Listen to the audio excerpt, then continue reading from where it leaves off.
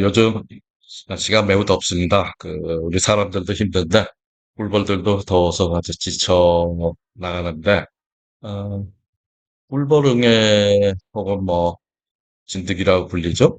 중국 가시응애, 이런 꿀벌의 외부 기생충들, 이것이 굉장히 꿀벌의 그 건강에 큰 영향을 미친다는 걸 잘 알고 계신 내용이고, 그 방제라든가 이런 데 굉장히 노력들 하고 계시는데, 오늘 잠깐 말씀 같이 이야기할 내용은 조금 자세하게, 그러니까 이제 우리가 꼭 몰라도, 잘 몰라도 큰 문제가 안 되는 그런 내용들이 있는데, 개인적으로는 좀 흥미 있는 부분이 좀 있어서 좀 더 자세하게 한번 좀 이야기를 해보고자 합니다. 아, 지금 소위 진드기라고 얘기하는 꿀벌응애는 바로와 마이트로 바로와 데스트럭터가 이제 지금 제일 문제가 되고 있고요. 그 다음에 중국 가시응애, 프로필릴랩스의 그 종들, 이것들이 문제가 되고 있는데, 시기적으로는 이제 바로와 응애가 먼저 생겨서 지금 이미 전 세계적으로 퍼져 있죠. 뭐 호주라든가 외딴 몇 군데 특정한 섬을 빼놓고는 세계적인 이제 분포를 보이고 있는 그런 외부 기생충입니다. 잘 알다시피 일반적인 꿀벌의 개체수는 6월에 이제 피크를 이루다가 그 새가 조금씩 꺾이죠. 그래서 9월, 10월 이제 가을 그리고 동절까지 줄어들면서 동절기로 들어가면서 이제 숫자가 더 줄어들어 가지고 이제 월동을 해서 15이 되면은 다시 이렇게 쭉 봄에 빌드업해서 또 늘어나고 요것이 이제 연간 반복을 하는데 여기 기생하는 꿀벌류들은 에, 5월, 6월부터 증가하기 시작해서 7월, 8월 그러다가 이제 곧 9월이 옵니다. 이제 9월, 10월에 피크를 이루다가 이제 조금 감소해서 이때에 이제 일반적인 이제 응애 방제가 들어가죠. 그래서 겨울을 지나서 보면은 이제 거의 보이지 않다가 또 한 5월 또 시작해서 6월, 7월, 8월 또 이 하절기에 급격히 이제 개체수가 늡니다. 그러니까 지금 이 시기에 8월, 8월에는 이제 이 응애에 대한 대책을 잡아야 되고요. 가능하면 7월에도 가능하면 이제 개체수를 줄여야 되는데 이때 이제 유밀기하고 겹치니까 이제 적절한 응애 방제 방법을 이제 개발, 적용을 해야 됩니다. 일반적인 이제 양봉의 이 사계절의 그 대략적인 큰 이벤트들을 모아놓은 표를 본다 그러면은 이 응애 방제를 위해서 여기 5월서 9월, 9월 이전까지 이 유밀기를 제외하면은 그 전에 또 그 후에 그리고 겨울잠 자기 전에 월동하기 전에 이렇게 응애 방제를 위한 처리를 합니다. 적절한 처리. 그래서 이런 부분들은 어쨌든 이런 방제 방법 중에서 그 꿀에 우리가 식용으로 하는 꿀에 영향을 주지 않는 한 응애를 처리하기 위해서 특별히 신경을 좀 써야 된다는 이야기들이죠. 그래서 이제 5월, 6월, 그리고 7월, 이렇게 주유밀기 이후에는 이제 이듬해 벌 잘 키워가지고 겨울잠을 재운 다음에 이듬해 또 다시 양봉을 해야 되는 그런 중요한 시기인데, 이때의 꿀벌 관리를 위해서는 우선 꿀벌의 그리고 면역에 가장 중요한 대용 화분떡 같은 것을 좀 공급을 해줘야 됩니다. 어, 녹음이 푸르르긴 하지만 실제로 꽃은 별로 넉넉하게 효과를 공급할 만큼 존재하지는 않으니까 이때는 우리가 봄에, 여름에 다 뺏어 먹은 만큼 단백질 사료를 공급하고요. 필요하다면은 그, 그 설탕, 당의 공급도 해야 할 것입니다. 그리고 또 이런 꿀벌의 꿀벌의 체액을 이제 빨아먹어서 궁극적으로 건강을 해치는 이 외부 기생충 바로왕의 중국 가시응에 관리하는 것이 또 굉장히 중요합니다. 이 두 가지는 어, 다 알고 계시고 또 그러한 그 실행을 하고 계시지만 굉장히 중요한 얘기고요. 그렇다면은 이제 그 이 응애 방지라든가 또 꿀벌의 그 여왕벌의 생산성이라고는 할까요? 이것이 쭉 지속되질 않으니까 보통 1년, 길어야 한 2년 정도 그 생산성을, 그 산란이라든가 이런 데서 우수한 그 생산성을 보이니까, 그, 예를 들어서 뭐 여왕벌 신앙을 한다든가 이런 이제 복잡한, 그러니까 잘 관리를 해야 되는데, 이것을 이제 채밀구가 인공 분봉군을 구분해서 관리하는 게 또 편리하지 않을까 그런 생각을 합니다. 일반적으로 좀 조금 대규모로 양봉을 하시는 분들은 다 이렇게 하는데, 이를테면은 이건 비유인데, 벌을 30군을 한다 그러면 20군 가지고는 채밀에 사용하고 나머지 10군은 내년을 위해서 증식을 위한 분봉을 시키는 데만 사용한다는 거죠. 물론 여기 2대1 뭐 이 비율은 뭐 그냥 예를 들은 거고 일반적으로 뭐 한 20군 한다 그러면은 분봉군으로서 뭐 많아봐야 한 5군으로 충분히 그 해에 한 30군 정도 만들 수 있으니까 이렇게 갖고 새해는 신왕으로서 그 월동을 시켜서 내년을 위해서 30군을 만든다는 얘기죠. 그럼 최밀군에서 사용된 최밀군에 존재하고 있는 그 일벌들이라든가 그 부왕 같은 경우는 미련을 갖지 말고 부왕은 뭐 음, 그 도태시키고 최밀군에 있는 그 일벌들을 이제 여기에 그러니까 가을, 겨울에 이제 세력을 합봉을 시켜주는 거죠. 그다음에 여기서 또 이듬해 뭐 최밀군으로서 한 20군, 20개 정도로 이제 뿔을 따고 나머지 가지고 또 후년을 위해서 그 또 새로운 신화 가진 새로운 공부를 만들고 그러니까 이런 식으로 해나간다면 굳이 뭐 그 뭐라 그럴까요?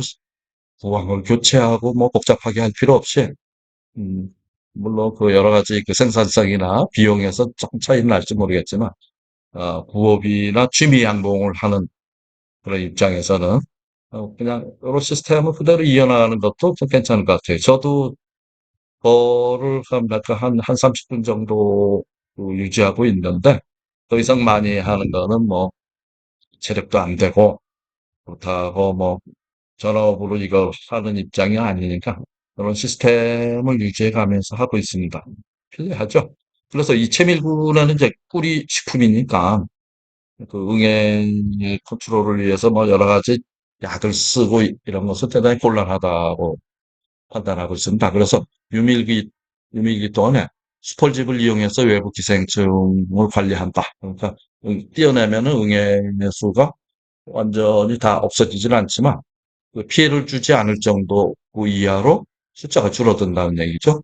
그리고 분봉군에 있어서는 이제 알려져 있는 바 다양한 그 살비제 이런 약제 그 물질들을 써갖고 충분히 그 꿀벌응애를 이제 조절을 하는 거죠.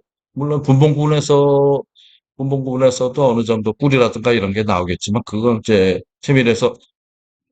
세밀한 목적을 아니고 그거는 이제 꿀벌 스스로가 소비하도록 하고 이제 필요한 부분이 있으면 이제 대형 화분을 준다든가 해서 육성을 하는 거죠. 이런 식으로 관리하는 것도 괜찮다고 생각하고 있습니다. 그러니까 여러분들도 한번 그런 쪽으로 이렇게 나눠서 한번 관리해 보는 것도 한번 고려해 볼 만하다고 판단됩니다.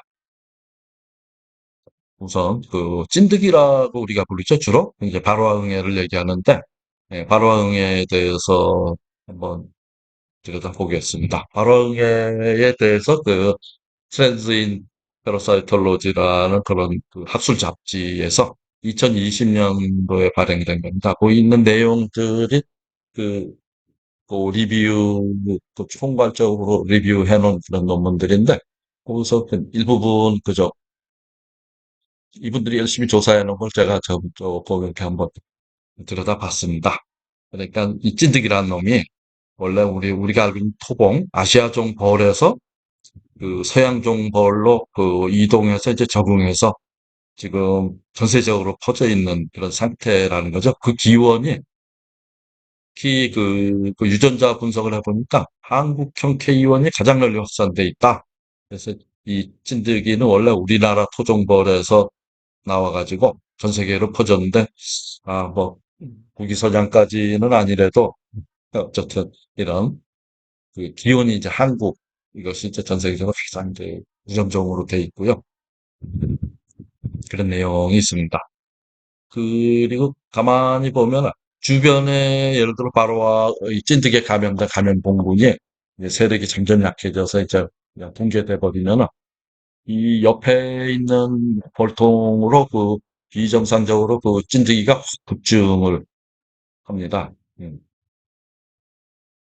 이게 아마 뭐 벌에 묻어 있다가 정상적으로 그 봉군 사이에 전파되는 그런 방식의 그러니까 성봉, 외역봉에 올라탔다가 뛰어내려서 꽃 주변에 있다가 다른 벌이 그 올라타는 이제 그런 메커니즘이 있는데 뭐 잠정적으로 그런 식으로 또 이송될 수 있겠지만 아마 확실하게 명확하게 보이는 거는 도봉들이 들어 약한 약군에는 강군이 항상 도봉을 합니다. 그래서 다 뺏어 먹어버리는데 이제 그 찐득이 때문에 약해져 가지고 방어력이 약하니까 이 강군에 이제 벌들이 들어와서 다 뺏어 먹죠. 그리고 엉망을 만들어 놓고 나가는데 이때에 이때 찐득이들이 그 강군에 올라타 가지고 도봉하는 그놈들한테로 쫙 다 이사 간다는 거죠. 그 원래 있던 그 숙주 벌들은 다 죽고 뭐 다 뺏기고 이제 엉망되는 거죠. 그 대신 이놈들이 이제 올라타는 거야. 딴 데로 이사 가는데 이런 현상들이 일어난다는 거죠. 그러니까 이 양봉을 하면서 아무리 귀찮아도 우리 벌의 그 응애 관리를 안 하면은 우리 벌만 망가지는 게 아니라 주변에 도봉 들어왔던 다른 양봉장의 벌이라든가 어, 우리 벌 중에서도 그 한 벌들한테로 이게 그 전파가 된다는 거죠. 그래서 응애 감염을 그냥 놔두게 되면 나뿐 아니라 주변에 우리 동업자들이 그 피해를 입게 된다는 얘기죠. 그래서 이런 응애가 이 바이러스의 또 효율적인 매개체가 된다는 거죠. 뒤에 뭐 얘기는 나겠지만, 그 응애가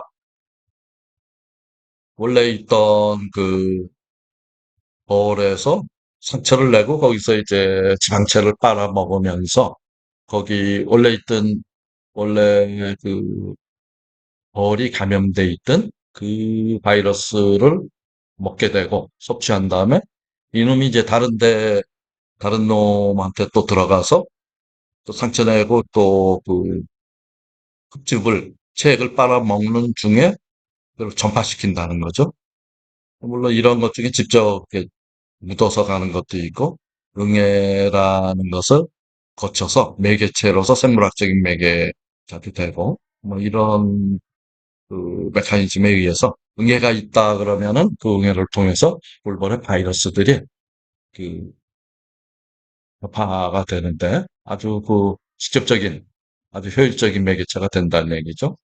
그래서 응애 뭐 이게 별거 아니지 않냐 싶지만 이게 만만치 않은 강적이다. 왜냐하면은 숙주 범위를 확대해 나가는데 종종 아주 자주 이제 확대를 해 나간다는 거죠. 그러니까 그 여기 토종벌에서 그 서양종벌로 이동을 한다든가 이런 능력이 대단하고요. 뛰어난 화학 감지 능력이 있고 그다음에 이걸 잘 이용해 갖고 그 숙주를 교란한다는 거죠. 음. 그래서 이 응애는 뭐 시력도 없고 또 날아다니지도 못하고 또 꼼지락거려서 다리도 짧고 소방 사이로 이동은 할 수 없지만 이 벌들이 야 이놈이 외적이다 하는 것을 그, 그 화학적인 그 의태 이렇게 교란을 시켜가지고 벌들이 쫓아내지를 못해요. 이거 우리 그 외적이 그러니까 적이라는 것을 모르게 같이 있는 거죠. 그러니까 벌이 몰라. 같이 있어도, 이게 우리 새끼인가, 우리 친구인가, 그걸 헷갈리게 한다는 거죠. 그 봉군 내에서 이제 다른 놈들로 올라탄다든가, 이쪽 봉군에서 저쪽 봉군으로 또, 그, 넘나든다든가, 이런 확산 능력이 아주 대단하고요.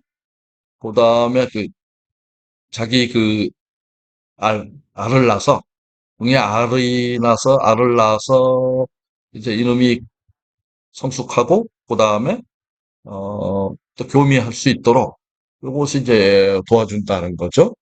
그래서 미리 갓 태어난 응애의 유충이 번데기에서 그 즙을 빨아먹을 수 있도록 구멍을 낸다는 거죠. 한 10분의 1ml 그 정도의 구멍을 내갖고 그 다음에 또 그 침에 응고되지 못하는 인자를 넣어갖고 그 새끼들이 먹을 수 있게 또 이렇게 친절하게 해갖고 육아까지도 한다는 거죠. 그리고 또 응애약의 저항성을 빨리 획득을 하고 그러니까 듣던 약도 예를 들어 플루발리네이트라든가 아미트라즈 이렇게 잘 듣던 약도 요즘 잘 안 됐습니다. 왜냐하면 이제 거기에 이제 저항성 가진 놈들이 또 우점적을 일으게 되는 거죠. 그래서 이런 걸 따져볼 때 응애가 그렇게 좀 만만한 적은 아니라는 얘기죠. 그럼 이제 이 응애의 라이프 사이클을 보면은 생활사를 보면은 이게 번식하는 단계가 있고 번식된 다음에 이제 식주를 찾아서 다른 벌로 가거나 다른 봉군으로 간다든가 이런 일을 하는데 요것을 보면은 번식 응애 같은 경우에는 한 마리의 어른 응애가 대개 1.5지 3회의 번식 주기를 보인다는 거죠. 그러니까 한번 그 벌 방에 들어가서 쫙 한번 번식을 하고 나와서 또 다른 데 들어가서 나와서 이러기를 평균 한 두 번 정도 한다고 보면 되는 거죠. 1.5 내지 3회 정도로 한다는 거죠. 그러면 이제 어, 응애도 늙어 죽고 그다음에 그다음 세대들이 또 이것을 계속 반복을 하는 거예요. 그래서 밖에서는 그 번식을 못하고 꿀벌 유충의 방에서 하는데 한번 일벌방에 들어가면은 대개 그 새끼를 낳는데 그 안에서 새끼를 먼저 순놈을 낳고 그 다음에 암놈 알을 낳는데 요것들이 다 커서 교미를 한다. 그래갖고 나중에 이제 벌이 이제 부화해서 출방을 할 때 성봉이 돼서 그때 나오는 놈은 이제 어미응에다가 뭐 딸응에 이렇게 두 마리 정도가 나오는 거죠, 평균적으로. 0.7에서 1.45마리 정도 성숙한 딸이 생산된다는 거지. 근데 수펄방은 그 사이즈도 크지만, 어, 수펄 번데기 유지하는 기간이 더 길기 때문에, 요 꿀벌 응애가, 진드기가 성숙할 수 있는 넉넉한 시간이 주어지기 때문에 1.6 내지 2.5마리의 성숙한 딸이 생산된다는 거죠. 그러면 이게 어떻게 되는 거죠? 대략 한 두 마리. 그러니까 수펄방에서 자라면 대개 나올 때 그 원래 어미 찐뜨기하고 딸 찐뜨기 두 마리하고 한 세 마리 정도가 나온다. 일벌방에서 한 두 마리 정도가 이제 나오는 거죠. 그러니까 수펄방이 훨씬 더 효율적이라는 얘기예요. 그래서 찐뜨기도 수펄방이 있으면 일벌방보다 우선적으로 불로 들어간다. 그래서 들어 그 공- 애벌레가 이제 번데기가 되기 위해서 공개하기 전에 요놈이 냄새 맡고 뛰어 들어가요. 근데 뛰어 들어가면 뭐 일벌이 가만 놔두나 다 잡아버리지. 그렇다.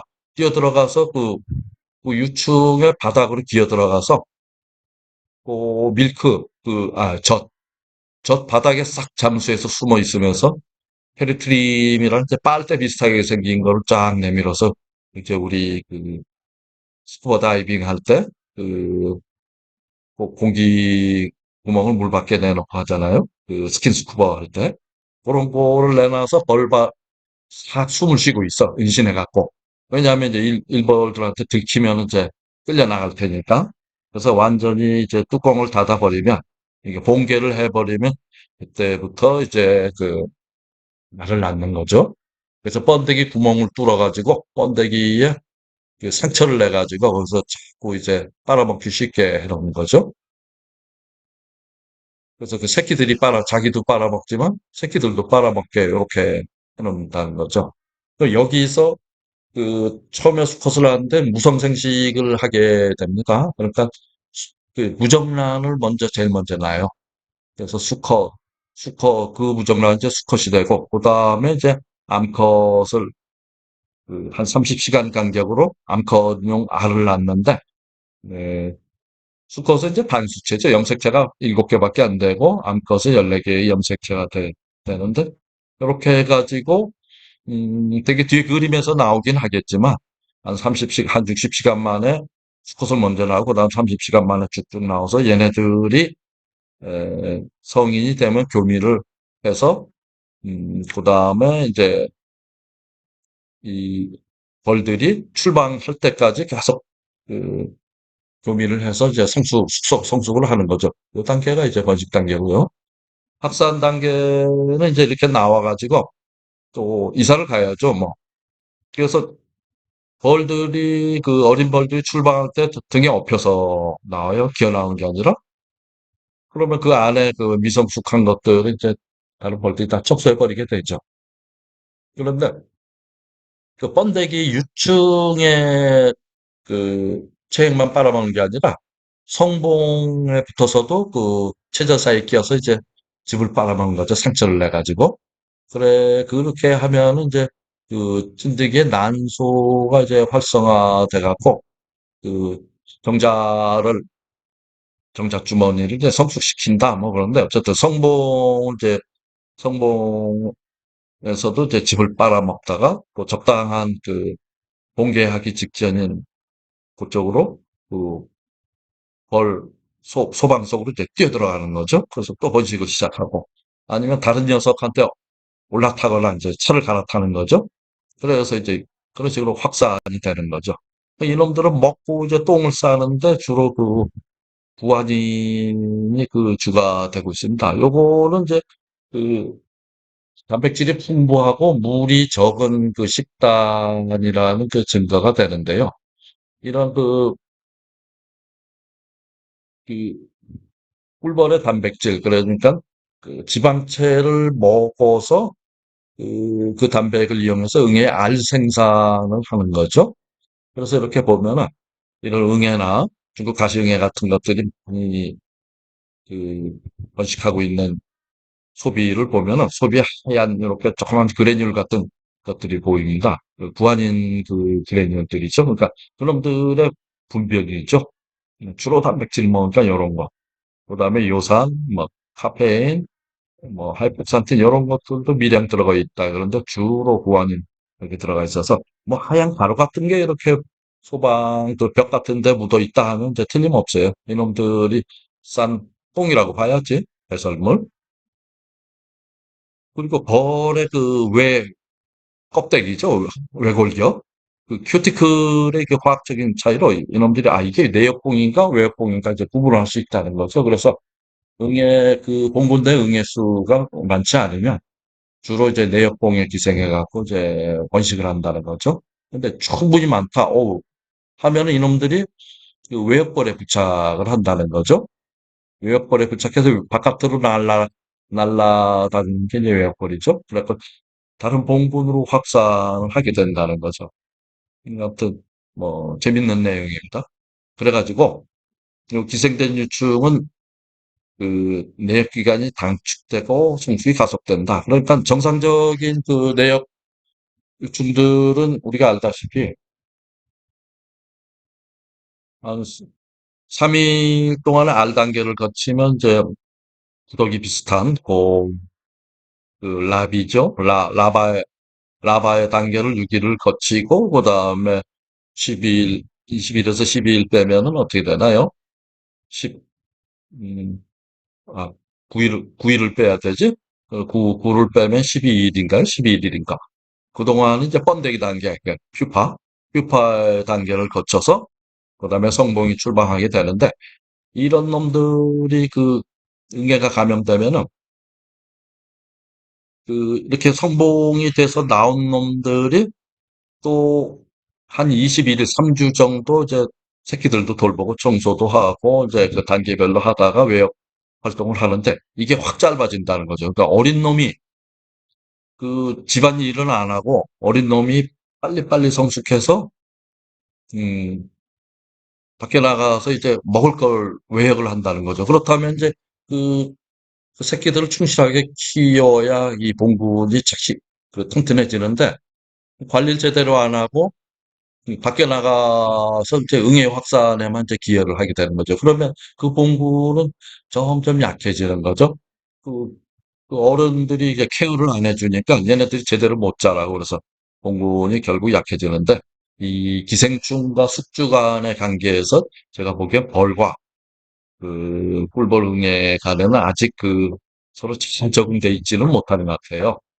자기가 살면서도 그 안에서 숙주를 해치지 말아야 되는데, 이렇게 황금알을 낳는 거위를 배를 쫙 갈라버리면 끝장나는 거죠. 계속 거위는 튼튼하게 하고 황금은 뽑아내야 되는데, 아직까지는 그런 기생충의 관계가 이렇게 서로 어떤 평행에 다다르지 못한 상태인 것 같아요.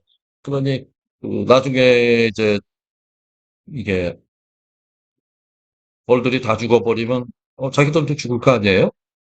자연 상태에서는 그런 식으로 한번 응애가 감염이 되면은 거의 전멸하다시피 했다가 이제 저항성을 가진 그리고 기생체 응애와 벌과의 관계가 아주 사이좋게 되는 그 상태를 유지된 그 관계의 벌과 응애가 이렇게 또 다시 우정종이 되는 아마 그런 상태가 될 겁니다. 근데 꿀벌이라는 건 이제 대부분 이제 우리가 양봉을 하면서 아주 엄격하게 관리하고 있기 때문에 그런 일이 일어날 수는 없는 상태가 되는 거죠.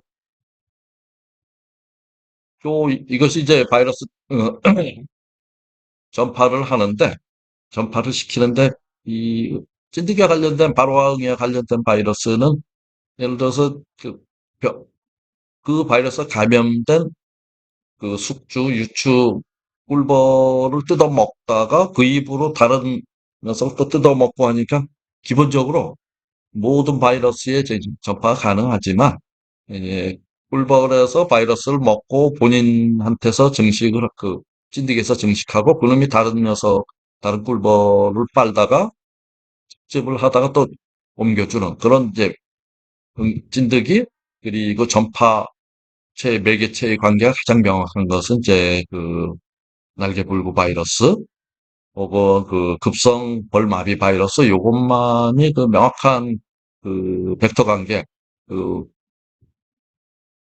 그러니까 전파체의 관계가 명확하게 밝혀져 있죠.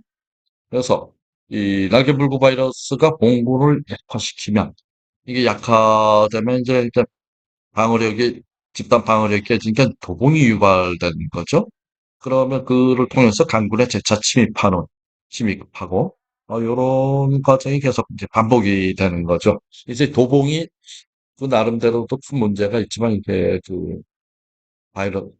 응애 전파, 궁극적으로 이제 바이러스 확산에 여기 또 큰 문제가 된다는 거죠. 이게 도봉이. 음. 이 급성 벌마비 바이러스는 비교적 효율적으로 제거된다. 왜냐하면 이제 번데기에서 이 바이러스가 감염됐다는 것은 이제 과학적으로 감지가 돼서 그, 그 내역봉들이 얘네들을 뽑아서 빼내 버려요. 뽑아버리니까 이 바이러스도 걸린 청소해버리는 효과도 있고 이 속에 들어있는 그걸 전파하고 있는 바로와 찐드기도 이제 제거가 되고 이런 효과가 있는데 날개불구 바이러스는 이제 그것을 꿀벌이 화학적인 감지나 구분을 못하는 거예요. 그러니까 이놈들은 나중에 보면은 우리 이제 이렇게 내검을 하다 보면 날개불구인 벌들이 눈에 띄죠. 이거 성공에 의해서 미리 번데기 단계에서 제거되지 않기 때문이죠. 이런 놈들은 계속 확산될 수밖에 없죠. 이 마비 바이러스 같은 경우는 자꾸 이제 줄어들 수밖에 없죠. 자꾸 이제 초기 단계에서 없애버리니까. 그러니까 날개불구 바이러스 뭐 굉장히 문제가 되는 것들이죠. 그럼 이제 날개 없는 것, 그렇게 태어난 놈들은 한 며칠 살지도 못하고 죽는 것 같아요. 그러니까 기껏 키워놨더니 또 와서 죽어버리고, 그 다음에 또 질병을 또 전파시키고, 이러니까 이 날개부글고 바이러스 몇 마리 뭐 바닥에서 긴다고 별거 아니라고 생각할 게 아니라 이것이 사실은 또 심각한 바이러스 병입니다. 꾸준히 공부를 약화시키는 거죠. 그리고 이 찐드기가 날개불고 바이러스를 이렇게 물어서 전파만 시키는 게 아니라 자기 자신도 감염이 된 다음에 그다음에 다른 놈 볼 때 이렇게 전파시키는 그 숙주 자기 자신 그 벡터이자 숙주가 되는 거죠.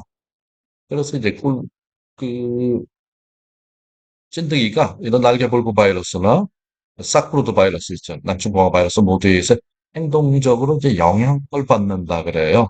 그래서 단순하게 감염이 되고 뭐 그 피해를 입고 이것을 떠나서 이런 바이러스들이 실제로 뭐좀 민감하게 그 벌과 찐득이 사이의 그 생태에